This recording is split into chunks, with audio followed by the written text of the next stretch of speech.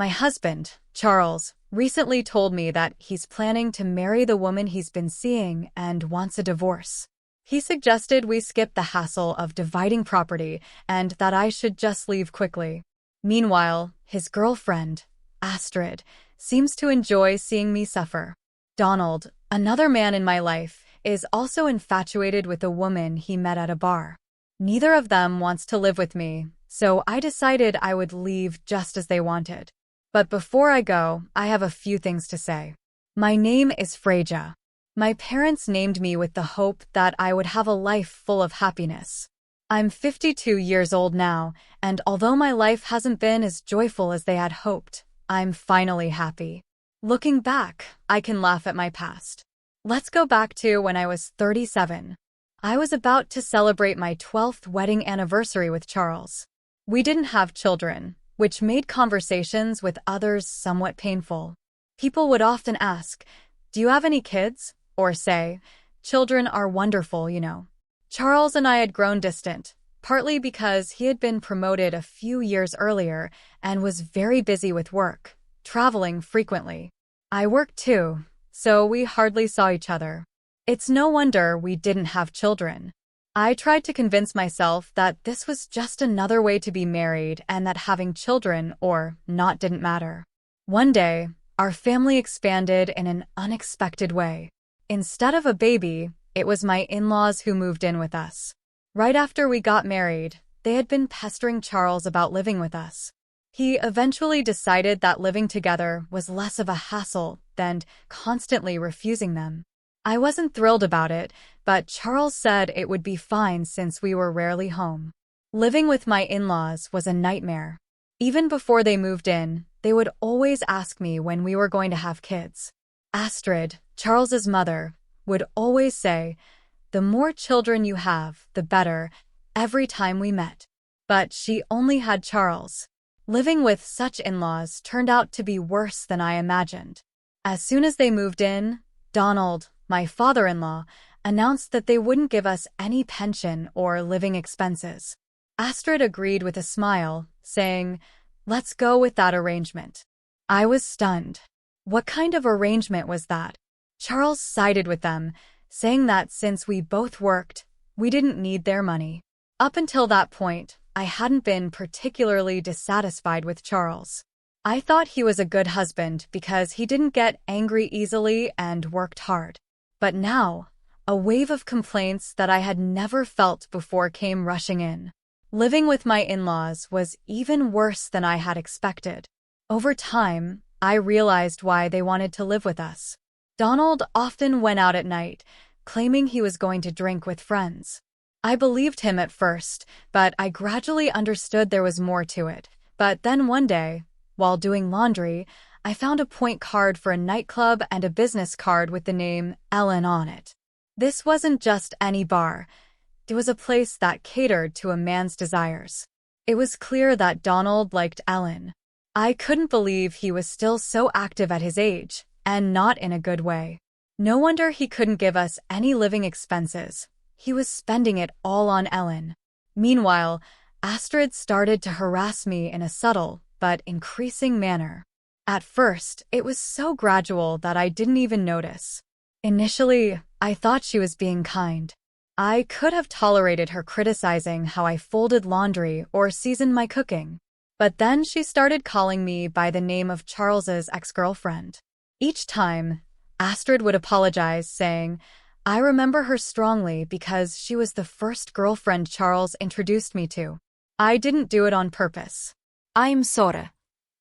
At first, I excused it, thinking maybe it was just an innocent mistake, but as it continued, I realized something was off. Every time I took a shower, the bathroom was dirty. I thought the mess was from Charles and the others who had used it before me, but no one else complained. It must have been Astrid.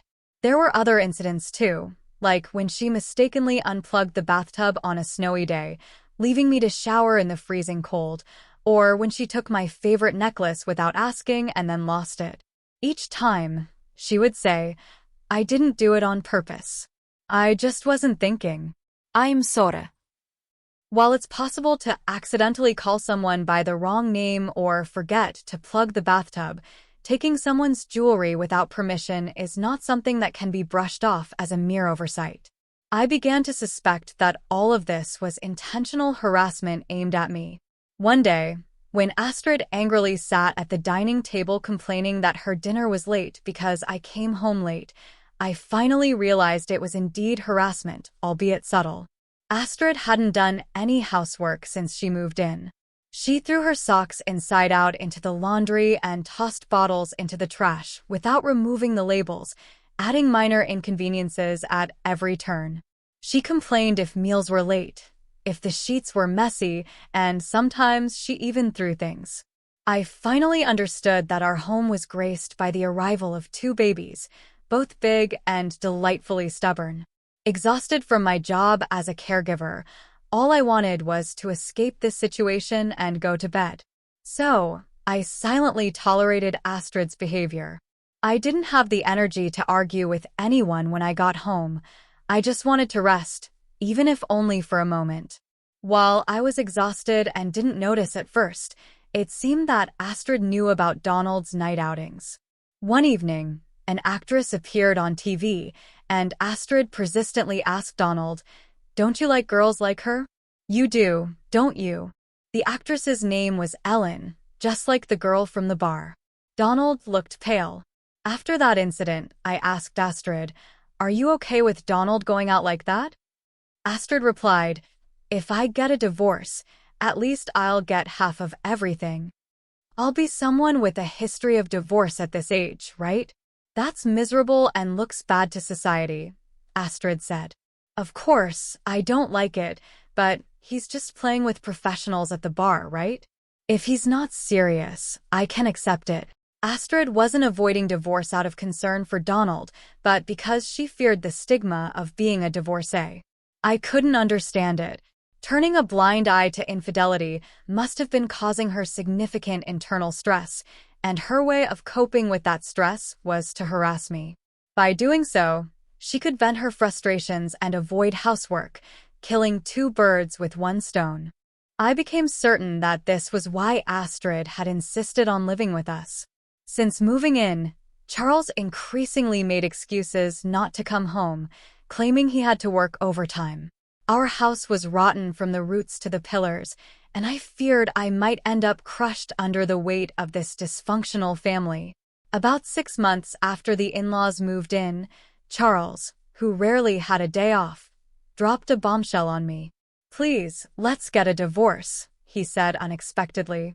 It turned out that Charles had been having an affair with an old classmate for a long time. He even said he wanted to marry her, and I had no clue.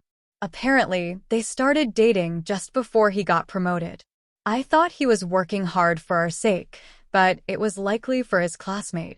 Was it my fault for not paying attention, using my exhaustion as an excuse? I thought affairs only happened on TV and to people like Donald. Maybe it was natural for Charles to cheat, given that Donald did it too. "Once this house is ready, my girlfriend and I are moving in. You can take your things and leave," Charles declared. Astrid asked, "What's going to happen to us?" Charles replied, "You can stay. My girlfriend doesn't mind sharing." Astrid then told me not to let Charles's girlfriend get away with anything and to demand property division. Donald chimed in, "Yeah, she's a really good girl, especially if she's cuter than Freja." Astrid shot Donald a look as if to say, "There you go again with women," but Charles and Donald just laughed. These people were hopeless. I replied, "All right, I'm fine with the divorce. There's a memorial ceremony in Atlanta soon, right? Can you wait until then? Planning on enjoying the feast at the memorial ceremony, are you? How pathetic. There's no way I'm taking a woman who's divorcing me." "Just leave already," Charles retorted. "Who's the pathetic one here? Who cares about the food?" Despite everything, Astrid and I, the only women in the room and both cheated on, couldn't seem to get along. No, I was planning to move out on that day. Going back home is a bit embarrassing since I was cheated on. Finding a place and handling the paperwork takes time. I thought it would work out around then, I explained. If that's the case, fine, Charles replied condescendingly. Cheating and then acting all high and mighty, I won't let them underestimate me. I decided I would destroy everything. A week passed, and the long-awaited day of revenge finally arrived. That day, my in-laws and Charles left early in the morning to attend a memorial ceremony in Atlanta, planning to return by evening. All right then, let's give it a try, I said to myself as the garbage collection service I had hired arrived. I had the movers load all the furniture from the house into the truck, the sofa, the microwave, Charles and the in-laws' bed, Astrid's clothes that had accumulated since moving in, Charles's favorite new vacuum cleaner, and even the refrigerator and its contents. Everything was gone. Ah, minimalism is wonderful.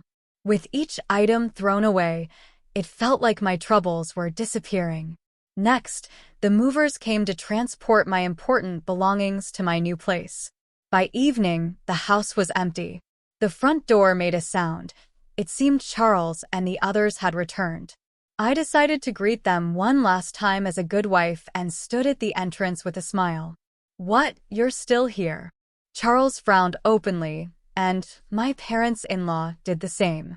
Oh, that's harsh. It's the last time, so it's fine to see each other's faces before leaving, right? I wanted to see your face, I said. Huh, you still care about me?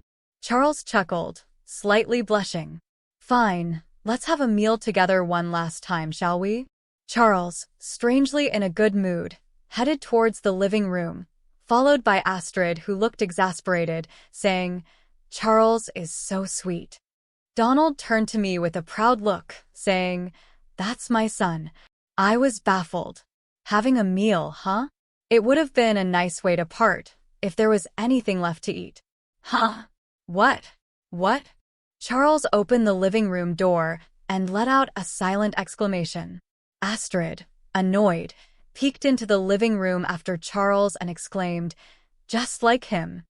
Donald did the same. Wait, why? The fridge? No, even the furniture and appliances too? Why is there nothing anywhere? He stammered.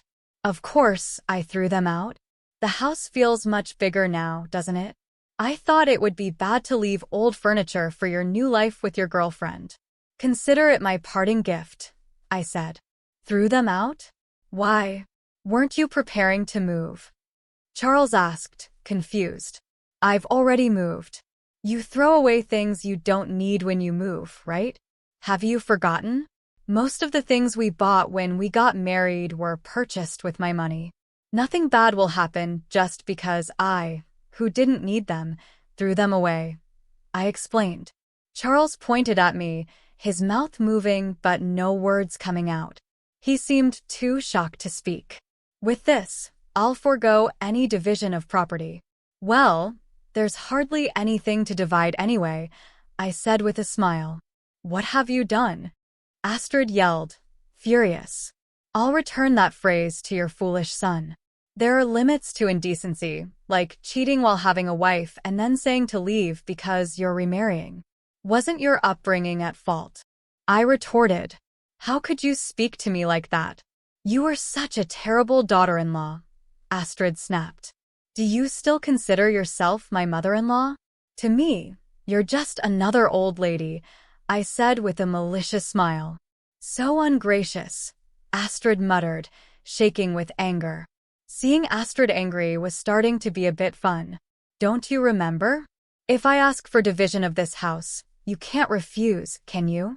Without the house, where would you two strangers live? You sold your family home, right? I reminded them. Yes, Astrid admitted. We sold our house when we moved in with you. We thought we wouldn't need it anymore. This house was absolutely necessary for you then, I said. Charles, Astrid, and Donald looked at each other, realizing the full extent of what they had lost. They were left speechless, and for the first time, I felt a sense of closure. I picked up my bag, walked out the door, and didn't look back. They sided with their son's affair over his wife, probably thinking that as long as there's a house and a housemaid, anything goes. Hearing my words, perhaps feeling rushed, Donald intervened. Well, let's settle this amicably, pretending to be a good person. Yes, let's do that. Let's proceed calmly, just like the old man, just like Donald suggests, I said. Exactly. You know what I'm talking about, Freja. Donald agreed. By the way, Donald, wasn't your cell phone broken today? Huh? Oh, yeah. I realized it after leaving the house. It wouldn't turn on. If charging doesn't work, I guess I'll have to consult the store. There's no need for that. Your cell phone is right here, I said, pulling Donald's cell phone from my pocket. Huh? Two identical phones? What's going on? Donald was puzzled. I switched the phones just before you left today. The one I have is the real one, and the one you had is a used one I bought and removed the battery so it wouldn't turn on. What? Why would you do that? Well, I have no clue, I said with a smile. By the way, you received an email today from your beloved Ellen saying she had a good time the other day. You email each other daily, right? I'm so jealous of your close friendship. Donald gasped while Astrid glared at him. So, Donald, you were out with Ellen the other day. More with her than with Astrid, huh? But you should put a lock on your phone. If you're cheating, you'll get caught easily. Stop it, Freja. Donald protested. But I thought cheating is wrong. Charles cheated on me, and it hurt. I know exactly how Astrid feels, so I did something nice in the end. He texted Ellen, I'm bored.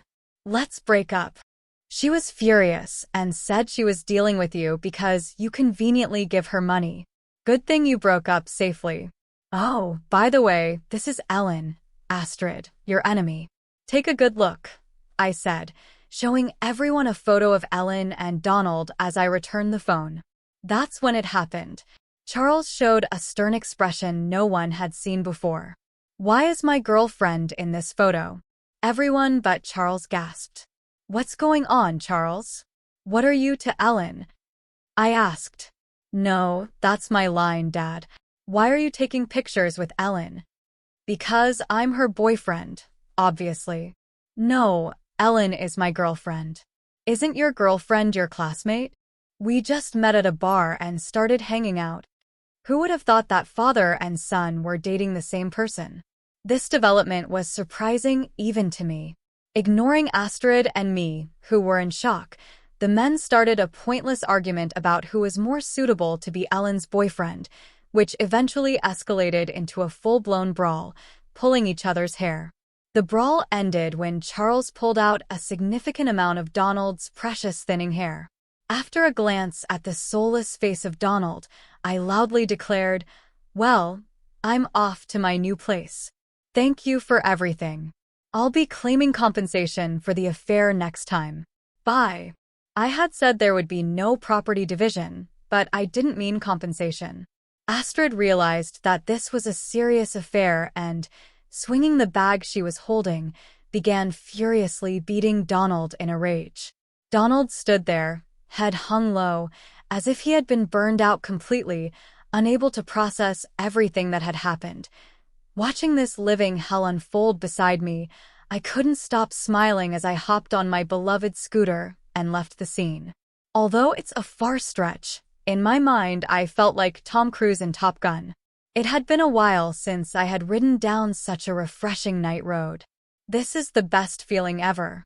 Later on, when I proposed the divorce and alimony, Charles said, "Please wait on the divorce." He explained that Astrid was also considering a divorce and that everyone might lose their homes or their circumstances might change, so he wanted to save as much money as possible. He said things like, "Don't you think it's pitiful for us who once lived together to face such a difficult situation? We need money now." But I didn't care. I proceeded with the divorce talks without further discussion and took as much money as I could get from Charles and his affair partner. When claiming the alimony, I felt a bit like an outlaw, but I hadn't done anything wrong. I had just done what was natural. Well, maybe tampering with someone's phone was slightly wrong. In the end, around the same time as our divorce, Astrid also divorced Donald.